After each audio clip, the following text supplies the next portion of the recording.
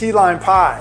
Who doesn't love it? Well, today I'm going to put the famous Martha Stewart's key lime pie to the test. I'm going to follow her recipe step by step and see just how amazing this pie is. So let's get to it.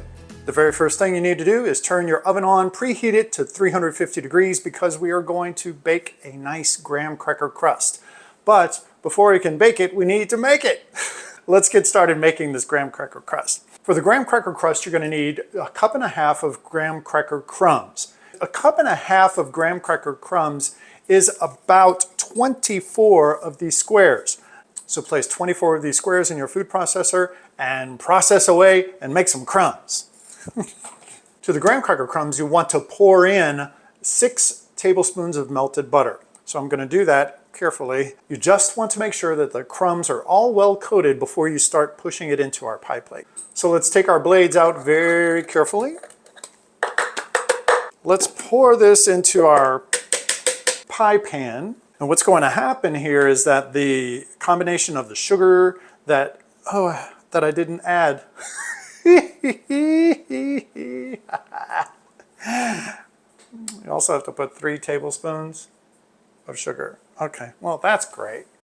The only other thing you need to add to your graham cracker crumbs is 3 tablespoons of sugar. Pour those in, then I'm going to pulse it up a little bit, and then we'll be done. This looks absolutely perfect. The crumbs are nice and crumbly. It's a very nice sandy texture to our graham cracker crust. From here, use your fingers and you can press out your graham crackers. Just kind of get a level start. Really compress it nice and packed so that you have a solid crust after you take it out of the oven. If you don't press it down compactly enough, then it's just going to crumble when you go to serve it. We don't want that.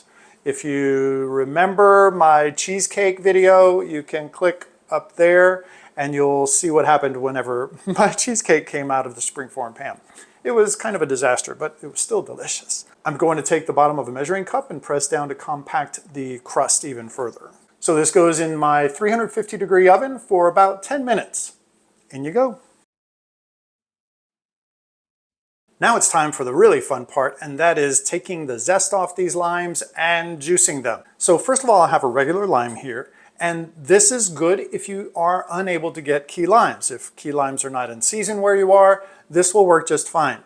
Here is the real thing, the key lime itself. It's tiny. Sometimes they have a little bit of a yellowish color to them, which is totally fine.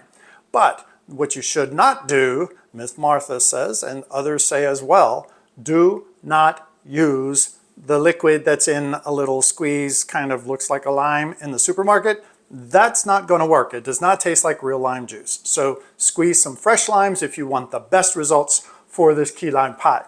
I'm not going to stray from Martha Stewart's recipe. I'm not going to use that bottled stuff. I'm going to use fresh limes. So let's get started. First thing is you don't want to squeeze your limes first and then try to zest them. It's not going to work out that great for you. It will not be a pleasant experience. So my advice is, and the advice of others is, you want to zest your lime, zest your citrus before you squeeze it. That way you'll be able to get the best zest from your citrus. So I need 1 tablespoon of lime zest, or the zest of about 18 limes. It just depends on the size of your limes. So a tablespoon. I also need 1/2 cup of freshly squeezed lime juice. I'm going to start by using the limes that I had grated that I zested, because I know that I'm not going to be using them for decorations or anything like that. I'm going to start by cutting them in half. If you want to squeeze these by hand, that's great. Your fingers are going to get a lot of exercise, but I instead am going to use my handy dandy citrus squeezer and squeeze the juice out this way.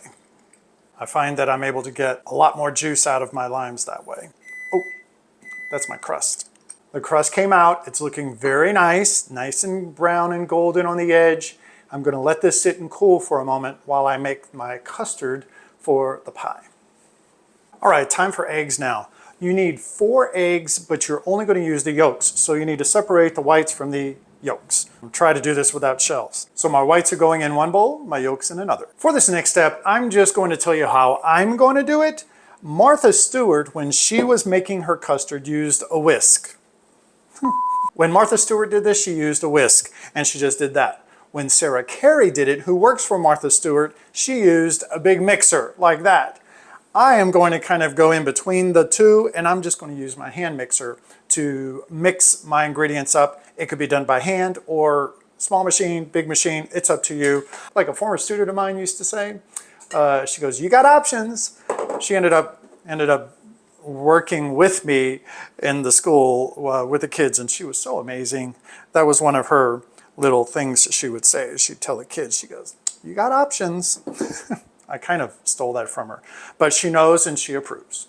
So I have my 4 egg whites in the bowl. I'm gonna beat them up just a little bit to get started. Now I'm adding my 1 tablespoon of lime zest, and I'm gonna beat that so that the beaters can really pull out a lot of those fragrant oils that are just so chock full of flavor. What I want to do to this is add 1 14-ounce can of sweetened condensed milk. This is all the sweetener you need, because if you've ever had this stuff, you know it's super sweet and super delicious. Also add your ½ cup of lime juice. Again, you're just beating it until it's mixed in, so you don't have to go to town going crazy with the beating. Now that beating is finished, let's pour this into our prepared pie crust. You can tell how already it's thick, nice and thick. There's something about adding the lime juice to the sweetened condensed milk that it starts thickening almost immediately. Now I'm gonna just smooth it out a little bit, give it a little jiggle, shimmy. Now your key lime pie goes into the 350-degree oven for about 15 to 17 minutes. My pie is almost ready, but before I take it out, I was just thinking as I was cleaning my dishes, I wonder if you guys would like to see me do more videos like this where I attempt other people's recipes to see how they come out. Please let me know in the comments below what you think about that idea, and if you think it's something that you would like to see. Just let me know. I'm happy to try new and different things. What I'm gonna do now is let this sit at room temperature for a few hours, and then I'll put it in the refrigerator. You should put it in the fridge for at least a minimum of 4 hours to overnight. My plan is gonna stay in there overnight, and I'll join you again in the morning. So good morning to you. It's the next day, and my pie has been in the refrigerator all night, chilling and setting, and it's going to be super duper amazing. My mouth is watering just thinking about that luscious lime taste. So what I've done is I've sliced up some limes here, and I've made a really nice, interesting one for the center of the pie. And that makes for a nice presentation. Now I can cut into this pie and serve up a sample taste for myself and see if Martha Stewart is on the money, which I'm sure she is. So I followed Martha Stewart's recipe step by step. It looks like it came out just perfectly. I think it's going to be super awesome, amazing, tasty, and I've put a little bit of whipped cream on there, garnished it with the lime, and now it's time to take my little taste test. This, I believe, is one of my favorite desserts so far. And the bonus is that it's so super simple to make. Martha Stewart, 10 out of 10. This is an amazing pie. I hope you get a chance to make this recipe. It's super easy, it's super tasty, and if you like this video, don't forget to like and subscribe, and also check out some of my other sweets and bakes that I have on my Sweets and Bakes playlist.